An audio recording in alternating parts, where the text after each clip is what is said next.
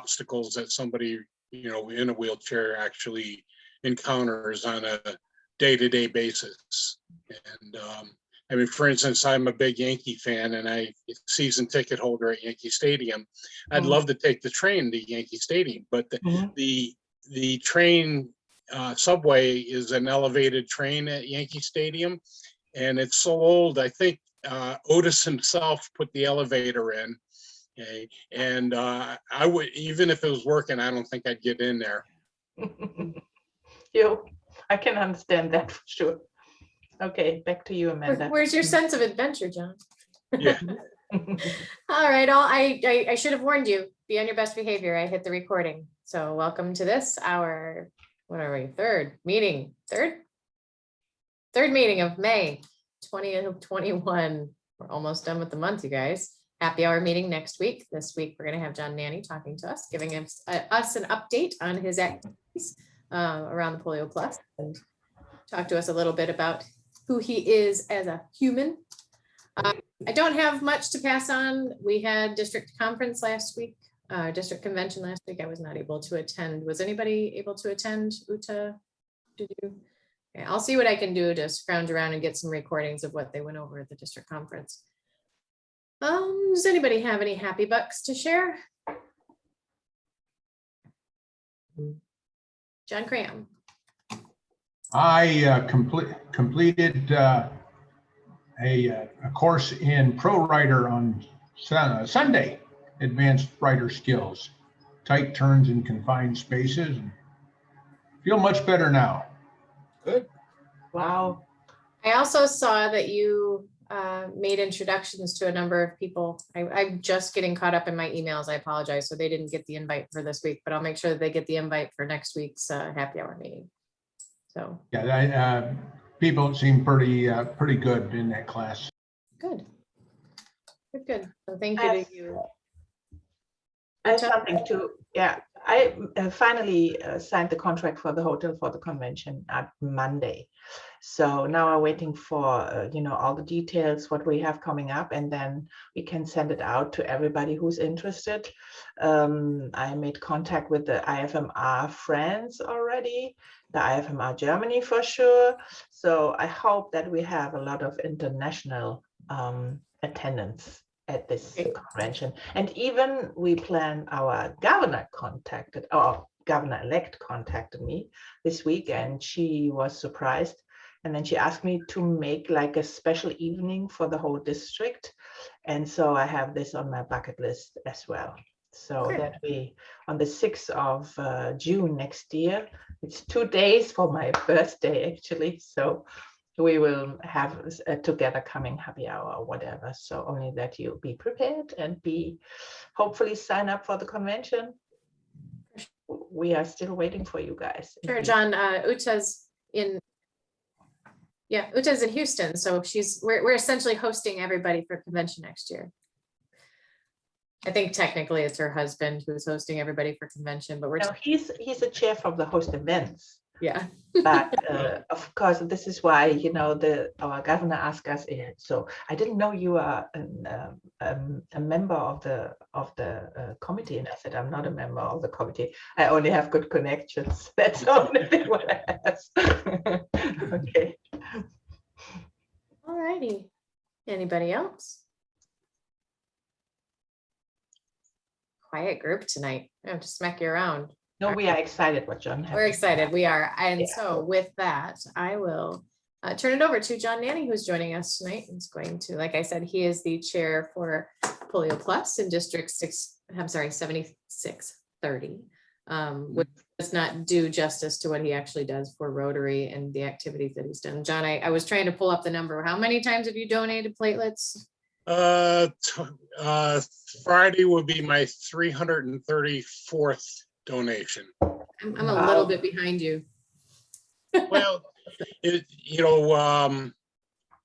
see, in 2006, I had a triple coronary artery bypass, and I needed 8 pints of whole blood and 4 units of platelets. Wow. So 12 people saved my life that day. So this is sort of my way of giving back. I can lay there in a chair for a couple of hours with a needle in my arm. That's one of the physical things I can actually do. So it's not too bad. So Apheresis, John? yeah, platelets. Yep. So I've done also what they call granulocytes, which is white blood cells, and that's for a very critically ill, usually baby, and that's a double arm poke, and very complicated, but it's and blood banks are critically low on blood products right now. So it's important, if you can donate, consider donating. So For do you sure. want me to?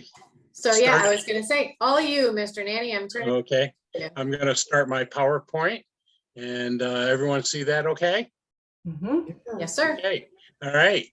Well, I really appreciate you asking me back to talk to you, give you an update on the 3 Ps of my life: polio, post-polio syndrome, and Polio Plus, and what the coronavirus pandemic has in common with pre-Salk vaccine days. Some of these things will be a little bit of a repeat that I gave last year, but I've tried to add some number of things in there that I think will be of interest to you. But at the very beginning, I want to point out that although I'll be talking about some negative issues in my personal life, I'm here today as a polio survivor, representing about 20 million polio survivors in the world. But as a Rotarian, I'm here representing 20 million people in the world able to walk around today without ever having polio because of Rotary's Polio Plus program. And that life is good, and no matter what the future holds for me physically, I truly am one of the lucky ones. Polio was one of the most feared infectious diseases in the 20th century. And I think most would agree that coronavirus is the most feared infectious disease so far in the 21st century. But polio's been around for a long time. Hieroglyphics found in Egypt more than 3,500 years ago shows a polio victim on crutches with one leg smaller than the other. This is the same strain of the wild polio virus that we are trying to eradicate today in Pakistan and Afghanistan. So we fast forward to the summer of 1953, where hospital polio wards were filled with these dreaded iron lungs that helped many polio victims breathe. I was fortunate. I only had to be in an iron lung I only had to be in an iron lung for 1 day. They realized that my diaphragm was not affected. And so they quickly took me out of the iron lung. I was very fortunate. So, yesterday's iron lungs are today's ventilators. Very ironic. Polio is a virus that attacks the nerves that control your muscles. COVID-19 is a virus that mainly attacks your respiratory system, but so much is unknown about the coronavirus, especially the long-term effects for those having been infected. However, scientists actually knew less about polio back in the 50s than today's scientists know about the coronavirus. Like COVID-19, they didn't know why some that caught polio had mild or no symptoms at all, and others so severe that they died or had extreme outcomes. In the case of polio, paralyzed limbs and breathing issues. Like COVID-19, people were contagious before they had symptoms, thus unknowingly infecting others. In fact, they now know that for every diagnosed case of paralytic polio, there are as many as 200 people with polio walking around with little or no symptoms at all, infecting others. Many of them now have post-polio syndrome, and because they don't know they had polio, they have no idea what's causing their pain, often being misdiagnosed with other illnesses. Another similarity between COVID-19 and polio is that both targeted specific yet different age groups. COVID-19 especially lethal for the elderly, and polio for the young. Polio is what's called an enterovirus, where the polio virus enters the body through the mouth. Young kids put more things in their mouths versus adults, which is one reason why young kids got polio more than adults. And something that I recently learned, remote learning is not new to the COVID pandemic. Back in 1937, Chicago schools were closed for 3 weeks because of a polio epidemic. Some 315,000 kids in grades 3 through 8 continued their education at home, receiving lessons on the radio. And like today's pandemic in the 1950s, before the Salk vaccine, people were frightened. It was a scary time because catching polio was as easy as catching a cold. Here we have a bank of iron lungs, polio victims stacked on top of one another. Here's a baby only a few months old in an iron lung. If one member of the family came down with polio, many times not only was the whole family quarantined, but often the whole street was quarantined. And a strange thing was happening, or should I say not happening, in the summer of 1953. Summer rituals. Public swimming pools were closed, Little League fields in most towns were empty. And just like today, mothers didn't have their kids with them while grocery shopping. I often hear from polio survivors stories on how they felt abandoned when they were in hospital polio wards, because like today's coronavirus patients, they weren't allowed to have visitors. They would go weeks without seeing their parents, and when they did, it was usually from a far distance behind glass windows. This is me just before I started to walk. What's interesting in this photo is what's missing. My mom refused to have my leg braces photographed for fear that people would ostracize me or my family because I had polio. My mom would tell me how, well after I recovered from polio, we would be walking down the street and people would literally cross the street to avoid coming in contact with us. They didn't know how long somebody was contagious with polio. I was paralyzed from my neck down for 6 months as a baby, only 6 months before the Salk vaccine was widely tested. My mom did Sister Kinney's physical therapy on me. Sister Kinney was a nurse from Australia that developed a physical therapy program so that the polio victims their muscles wouldn't atrophy while they were paralyzed. My mom did such a great job with the Sister Kinney's physical therapy on me. I walked a year later. As years went by, I got to the point where most people would never guess I had polio. I had a fairly normal childhood and I actually played baseball, basketball, and football in high school. However, my coaches didn't know I had polio. My parents didn't know it would affect my ability to compete. I was very slow and clumsy. My coaches always yelled at me and often called me lazy. It was a very frustrating time in my life. But that was polio for a lot of people. Again, I was one of the lucky ones. Many young adults and children died or grew up paralyzed or had an arm or leg that was significantly smaller because their muscles atrophied. I have many friends that got polio when they were older. I was blessed because I was too young to remember having polio. My mom would tell me how I would scream in pain when she stretched my muscles while I was paralyzed.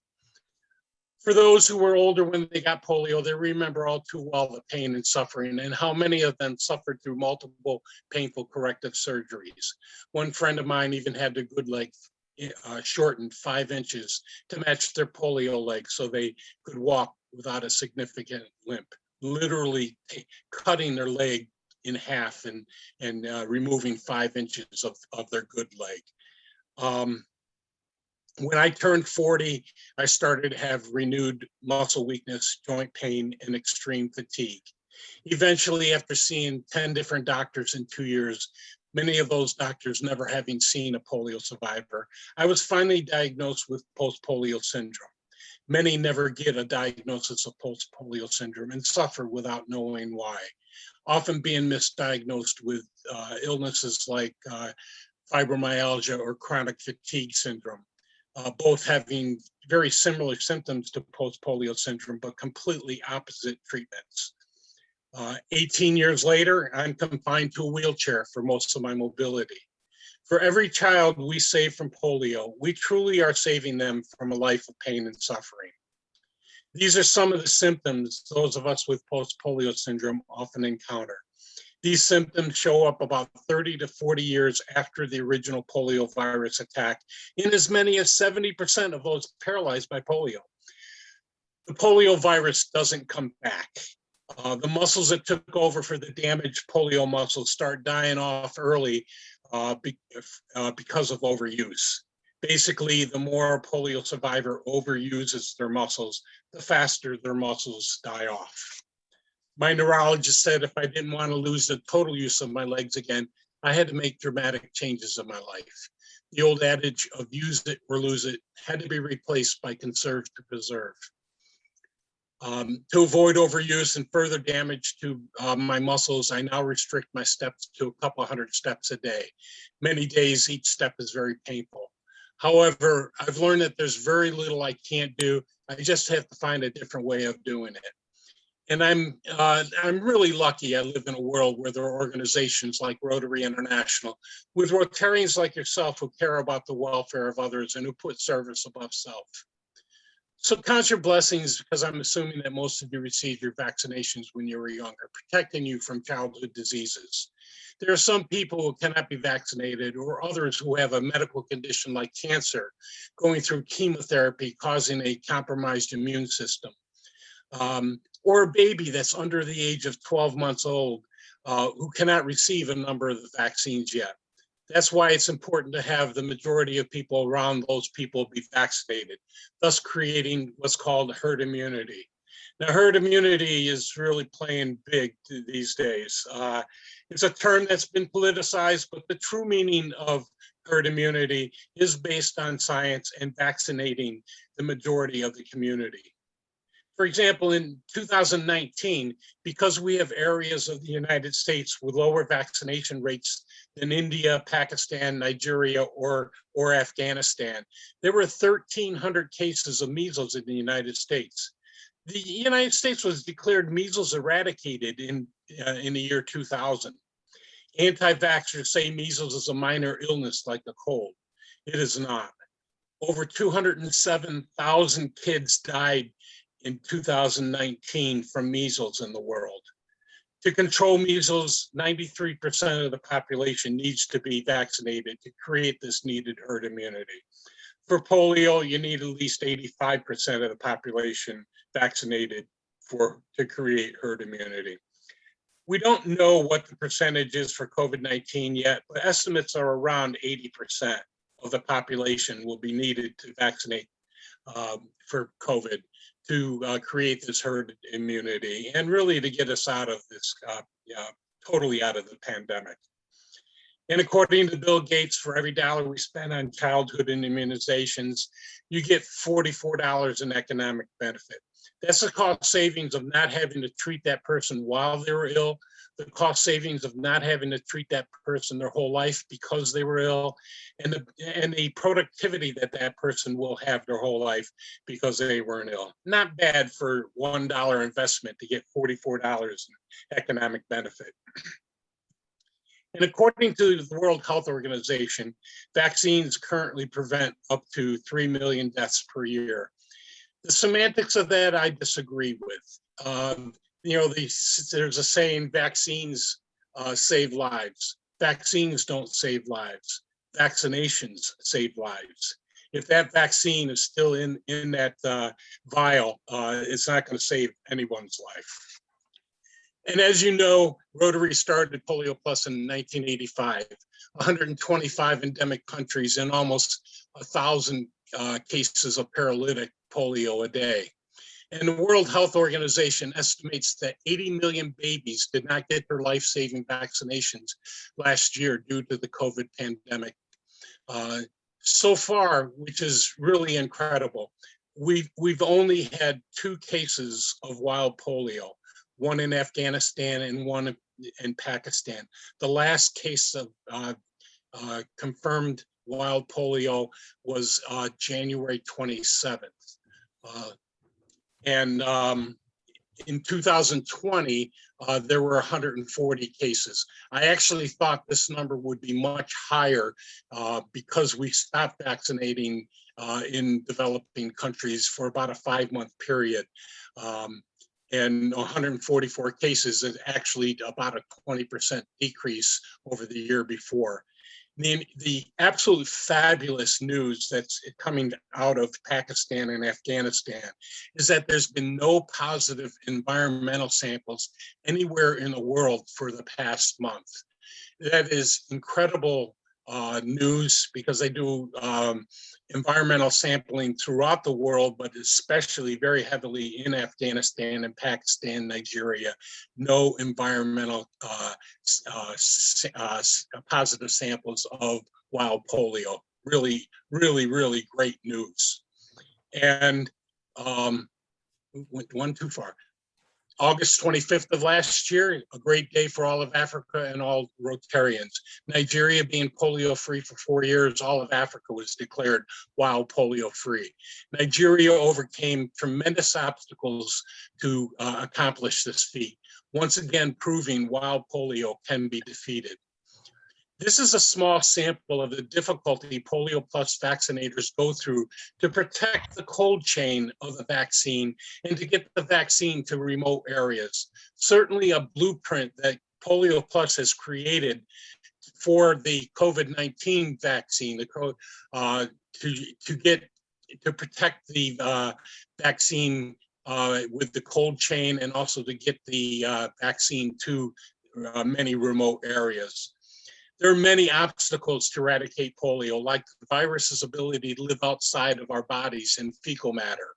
Additional obstacles include war, migrating populations, difficult terrain, poor sanitation in areas that have low vaccination rates, and the lack of vaccine acceptance. And until polio is eradicated, it is a world threat.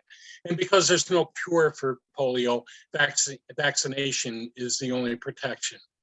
This is a slide I've shown before, but to me, this is the most powerful slide I have in this presentation. It's a global aviation pattern of the world in a 24-hour period before the pandemic. Each line is a plane ride. You can hardly see most of North America and Europe on this map. To me, it shows how COVID-19 was able to spread throughout the world so easily last year. And because of that, we truly are a plane ride away from polio returning to the United States if it is not eradicated, especially if we don't keep up vaccination rates. Unfortunately, vaccines have become a victim of their own success. Here's a child asking their mom, what's that scar on her arm? It's a smallpox vaccine scar. Why don't I have one? Because vaccines work. And this is a typical Sunday event throughout the country after the Salk vaccine became available. About 1956 was widely available. I only wish attitudes towards vaccines had the same enthusiasm today as they did back then. I pray that the eradication of polio happens soon so that all kids around the world will avoid what happened to many like myself when a vaccine was not available. So I'm often asked what the plus in Polio Plus is. Let's say they're doing a polio vaccine campaign in a country that has a breakout of measles. They'll include a measles vaccine in that campaign. They'll also usually include vitamin A supplements, especially in areas that have poor nutrition. Vitamin A deficiencies not just cause a lot of illnesses, but a lot of deaths throughout the world. Okay.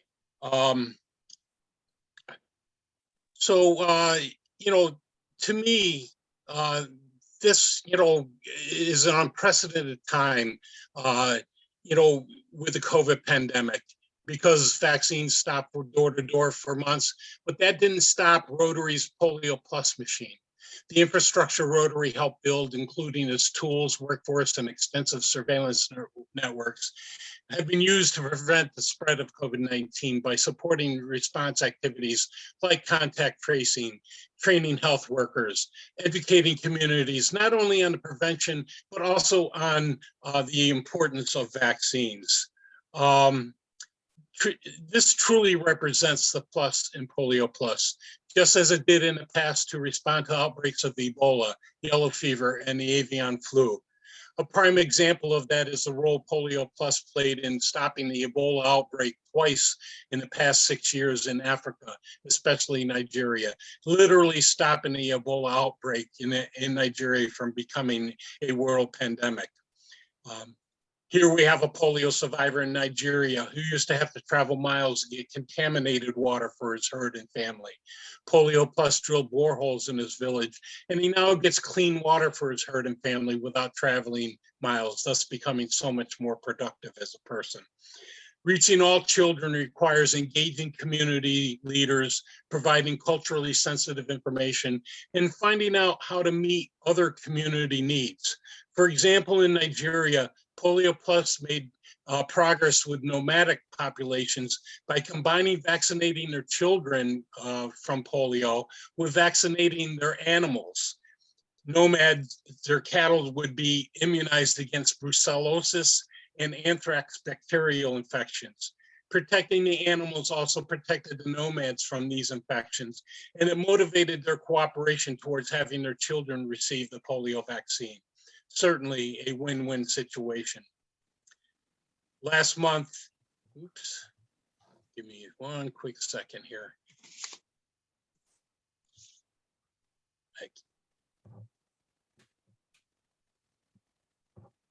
Last month in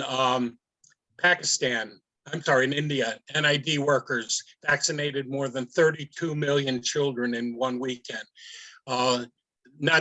Just a couple of weeks ago, in Pakistan, 287,000 frontline polio workers vaccinated more than 40 million kids. Most of those kids also received vitamin A supplements, all in a 5-day period, an incredible project. These immense NID vaccine campaigns are also changing societies in many Muslim countries by employing women to go house to house vaccinating children. In the Muslim religion, a man cannot enter a home if the man of the house is not there. A woman can. Therefore, by employing women to do the vaccinations, fewer children are skipped, and the number of women in the workforce are increasing, changing societal views in those countries about women working outside of their home. During NIDs in areas that have malaria, mosquito nets are given out by Polio Plus workers. This is Ayuba, a polio survivor and founder of the Beautiful Gate Handicapped People's Center in Nigeria. Launched in 1999, Beautiful Gate has built and distributed more than 6,000 tricycle-type wheelchairs to polio survivors in Nigeria so they wouldn't have to crawl on the ground. In 2009, Rotary members went to Nigeria on a National Immunization Day and visited his shop. They put together grants from the Rotary Foundation that involved 24 clubs on 5 continents.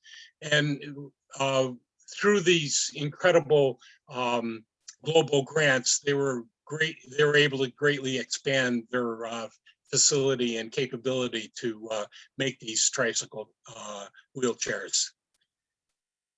One really incredible fact, we vaccinate more than 450 million kids every year in developing countries. So while confronting the new challenges of today, it's important that Rotary members continue the fight to end polio, to sustain our commitment to the children of the world that we made in 1985, and to reach our fundraising goal of $50 million, just like we did last year to qualify for the full Bill and Melinda Gates Foundation matching monies, making our $50 million become $150 million. Okay. You do know that a Snickers bar costs more than a polio vaccine. I often hear from Rotary clubs and district leaders, we do give to Polio Plus. But a sad fact is less than 10% of all Rotarians actually donate directly to Polio Plus, and only 53% of all Rotary clubs in the world donate to Polio Plus. We must do a better job promoting the reasons why we must end polio. If every Rotarian in the world gave $40 a year to Polio Plus, we would easily achieve our $50 million goal. My district, 7630, all of Delaware and Eastern Shore, Maryland, is doing a PIN fundraiser with matching district designated funds. Matching district designated funds to Polio Plus triggers a dollar for dollar matching fund from the Rotary's World Fund. And then that total is tripled. A $40 PIN purchase becomes $360 and 600 kids get vaccinated. It's Rotarians love to collect pins. It's a great way of doing it. I've distributed and sold pins at their cost to many districts throughout the country. I have about 3,000 pins out there in throughout the country, well, actually United States and Canada. In fact, I sent 600 to a district in Alaska, and not too long ago, 20 to a club in Germany. If all 3,000 pins sell, there'll be about $900,000 for Polio Plus. You folks know how to get a hold of me if you're interested in getting pins for your club or your district. Please let me know. And as the USA coordinator of the World's Greatest Meal, I must mention the incredible fundraising program started by UK Rotarian Mukesh Malhotra, an Australian polio survivor, and Rotarian Suzanne Ray. They're friends. They met up in England, in London, and had lunch. They fought over the bill. Suzanne lost, and she said what she was going to pay for lunch, you donate to Rotary's Polio Plus. Thus the first World's Greatest Meal to help end polio. And through a very successful social media campaign, they've been able to raise enough money over the past 5 years sent to Polio Plus to vaccinate almost 20 million children. It's a fun way to raise money for Polio Plus. Just go to wgmeal.com. And please remember to buy a lot of Snickers bars by donating to Polio Plus. So I want to end with some exciting news. As I said, the polio vaccine is the best weapon to fight polio. Here's Rotary International, past Rotary International Vice President Ann Matthews on the right, and an incredible Rotarian, North Carolina Rotarian, Nancy Barbie on the left. She's organized many national immunization days in a number of countries. Here they are vaccinating a child a couple of years ago with the oral polio vaccine. The exciting news is this weapon, the oral polio vaccine, has gotten an incredible upgrade that will truly be one of the nails needed to finally put in the coffin of this dreaded disease called polio. Polio Plus and its wonderful world partners developed a new oral polio vaccine. As you may know, occasionally the old oral polio vaccine could mutate and occasionally cause some cases of what they call circulating vaccine-derived polio, especially causing problems in areas that have low vaccination rates and poor sanitation areas. This new oral polio vaccine has been designed not to mutate, and it is currently being used in countries that have had the circulating vaccine-derived polio. And like I said, a great new weapon that will help end polio. As I said before, I'm one of the lucky ones. If I was born in a developing country back in the 50s, I certainly would not be here today. I shared my personal story with you, certainly not for your sympathy. Through the love of my family and friends and being fortunate to find knowledgeable doctors, I've been able to be a father, husband, son, friend, now a proud grandfather and a proud Rotarian. Please continue the fight to help eradicate polio, because going back is not an option. World Polio Day is October 24th, but for the kids in the world that we haven't vaccinated yet, World Polio Day should be every day. We still have work to do to finish the job. Thank you for your continued support of Rotary's Polio Plus and for listening to my story. If there's time, I'd be happy to answer any questions. Thank you, John. Thank you. I'm going to recruit you. We're planning Everybody Rides Where They Are ride together on September 25th, the idea was to have a ride and then all get together for lunch virtually. So I would like to touch base with you and figure out how to coordinate for a world's greatest meal lunch. Awesome. That'd be great. For the fundraiser in coordination with that. Oh, we had Suzanne as a speaker also one time in this Right.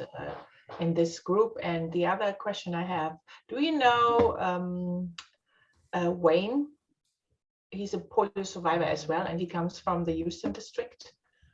I know of him, yes. Yes, yeah, and he's making the same like you. He's sharing his stories, and it's always good. But he can walk, and he, but he is all, you know, when he's going to RILA or to interact groups, it's always a surprising moment for them to see a polio survivor actually, and you know, and it's always better than to have this really, you know, bad situation when you show people they are really hard affected with polio. And they can see, okay, you can be successful even if you have a handicap. And this is also a good message, I think, what he's sending out. Thank you. Thank you. Okay. Anyone have any questions? Emilio, did you have a question? If I can unmute myself, sorry. Here you go. So let me take off my my sign for a question first. Okay. I don't know how that works. That's Mike. okay. There you go. My question was, you were talking at one point in the eradication and how it came about. But also you mentioned something about Africa there that I didn't. So we don't have any more in Nigeria like we had a year ago. It's already certified that we have 4 years without it. We've had 4 years in Nigeria, which was an incredible story. They came 6 years ago. They had their last case of polio, and came up to the 2-year period, a week before the 2-year period, and got 2 cases of wild polio. So which started the clock all over again. And now they've been polio free for 4 years. Really an incredible story on how, you know, an amazing accomplishment. They have areas controlled by the Boko Haram that really created a situation where they could not get into the areas that had polio. And so it became a very big problem. So the Rotary clubs in Nigeria negotiated with the Boko Haram to create what's called days of tranquility, where they were able to go in and vaccinate the children in those areas controlled by the Boko Haram and vaccinate their children. And, you know, it really showed how the Polio Plus program is not just creating situations of eradicating polio, but also in creating peace situations. Past Rotary International President Ravi Ravindran, when he's from Sri Lanka, and when he was his country's Polio Plus chair, he negotiated with terrorists days of tranquility. And those days of tranquility that were used to eradicate, you know, to vaccinate children, actually stuck and created a peace accord with the terrorists and the government. So, you know, Polio Plus has, I feel Polio Plus has its roots in all 7 areas of focus that Rotary concentrates on. So, yeah, you know, Africa in August 25th was declared wild polio free. They did have a number of cases of circulating vaccine-derived polio, but again, those cases will go away once the new oral polio vaccine is out there in the field and being administered to kids under the age of 5 years old. Good question, though.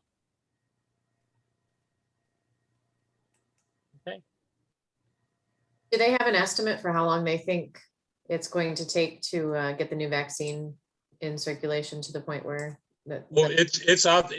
There were 15 countries last year that had circulating vaccine-derived polio, and this new oral polio vaccine is in all of those countries now. So that it'll start. In fact, there were 1,100 cases of circulating vaccine-derived polio last year, because of the fact that they didn't vaccinate for about a 5-month period. There's only been 70 cases so far this year, and that was most of those cases are before this new oral polio vaccine made it out in the field. In fact, this new oral polio vaccine was the first vaccine that received the emergency use authorization even before the COVID-19 the coronavirus vaccines. So it's the first vaccine ever to receive the emergency use authorization. And so, it's out there in the field and doing its job. That's awesome. And did you say, I can't remember if it was this time or the time before, that the illness caused by the circulating virus is not as virulent as the wild virus? Correct. And a lot depends on the situation as far as the herd immunity, number of, if there's low vaccination rates, and also if because the polio virus lives in fecal matter in poor sanitation areas. So the combination of low vaccination rates and poor sanitation is when you have that situation that causes a potential of a big outbreak of polio, especially the circulating vaccine-derived polio. But again, this new vaccine will stop all of that. Awesome. You see the chat if there's anything. I didn't see anything pop up. Okay. It's funny, we typically have a pretty chatty group. I'm going to call you guys out tonight. John Graham did post in the chat for everybody to see that, you can make a one-time or repeating donation to Polio Plus directly through myrotary.org or at polio or polio.org. Right. You can also call the 800 number and use the credit card, and it gets into your account immediately. Whereas if you send a check in, it goes to a mailbox and then takes a couple of weeks, and then there's a lot of ways of donating to Polio Plus. So it's thank you for your incredible support that you folks do, and please keep up the great work. We're going to do our best to do more this year. The unfortunate thing is we are 15% behind previous years in reaching our $50 million. And the key thing, the significance of that is that's the amount that the Gates Foundation will match. It's $50 million. So I know John is on this, and me too. Strongly encourage people to donate to Polio Plus. We're still, but John mentioned, we're still vaccinating kids. Normally it's 450 million. Last year it was 440 million kids still vaccinated against polio. And that includes all the efforts to combat COVID. Yeah. Would you like to see a picture of the vial? Absolutely.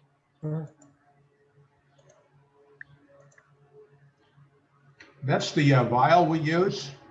And this is important because the degree of sophistication in getting out to the polio vaccination sites is pretty simple.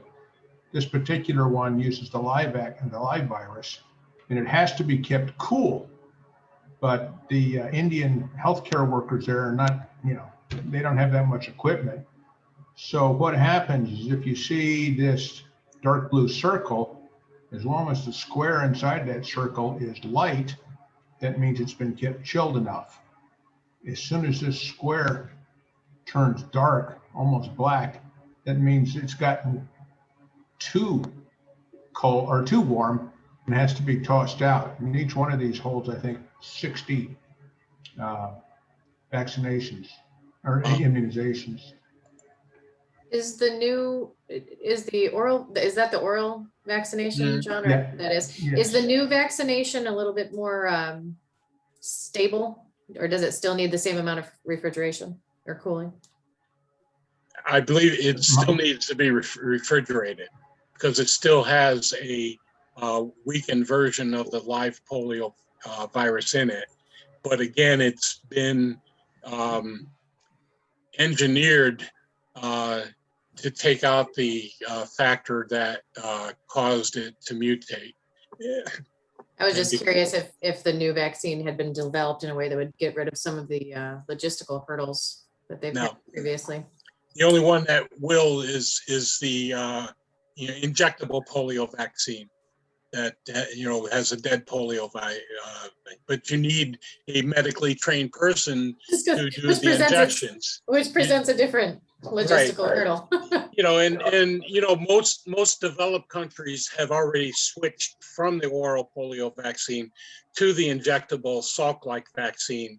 But in areas like, for instance, there was no way in a 5-day period they would have been able to vaccinate 40 million kids in Pakistan, using the injectable polio vaccine. They had 270,000 polio workers vaccinate 40 million kids. And it's just too big of a project to do it with the injectable polio vaccine. Still steps in the right direction. So Yep, it's good to absolutely. see that there. We are, like the old thing of we are this close. There's so many signs that show that we are even closer than that to ending polio. This COVID-19 pandemic really, put a kink in the whole thing, threw a wrench into it. But there's also positive factors that less people are out there being infected too. They were more at home. So there's some positives with it. And again, there's signs, especially like I said, the fact that in the past month, there's been no positive environmental samples of wild polio in the world. That's big. That's really, really big. But in order to continue that, we really need the financing. Many countries the United States is actually the third largest contributor to Polio Plus. Gates Foundation being the first, Rotary International being the second largest, and the United States government in what they contribute to World Health Organization and to the GPEI, Global Polio Eradication Initiative. We need to keep that up. And Rotary International is working hard to communicate the need to keep up those donations from the United States government. They have a very effective task force that meets with a lot of the congressional leaders and to make sure that they understand the importance of keeping up the donations to this. Does anybody on the call know if there's been what studies have been done where we have done a sanitation project in a specific area and whether that's had a positive effect on the polio rates in that area? Not that I'm aware of. Just curious, with knowing that the way that it could pass, especially obviously with the oral vaccine. Yeah, and like I said before, Polio Plus has its roots in every area of focus. Clean water, you need clean water to keep the polio virus out of those, that can infect, kids playing around sanitation areas. So, a lot of very positive things throughout the whole area, 7 areas of focus. Sure. Well, thank you, John. Definitely appreciate you, as always. You're always welcome coming out and regaling us. Thank you for inviting me back, and continue the great work you guys do in all areas of focus. Thank you. I'm going to head out because I have another meeting coming up at 8 o'clock. So Sounds everyone good. have a great one. Thank Great you, seeing John. all- You too. seeing you all. Appreciate your Take time. care. Bye now.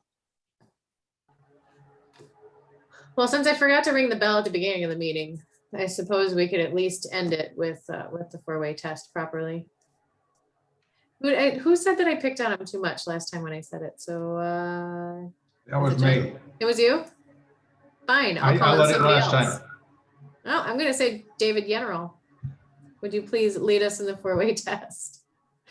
Happy to. So of all the things we think, say, or do, is it number 1, the truth? 2, is it fair to all concerned? 3, will it build goodwill and better friendships? 4, will it be beneficial to all concerned? And 5, will it be fun? Be fun. Thank you guys all very much. Happy hour meeting next week. I'm gonna steal 5-ish minutes in that meeting to talk through what my big plans and thoughts are for the for Everybody Ride Where You Are ride on September 25th. So think right now if you'd like to dig way down and be a sponsor for your local ride, and come to that meeting prepared to raise your hand and say, I will sponsor myself to ride around my neighborhood. I'm kidding. But what I'm looking for is people who are willing to say, I will be willing to go beat the bushes to get some people to ride with me on September 25th in my local area. So with that, say good night. And Super easy to do for me. yeah, it's super easy for you to do. I'm just gonna go get John. So, all right, guys, have a fantastic week and we'll talk. Goodbye. Bye. Good night, everyone. Night.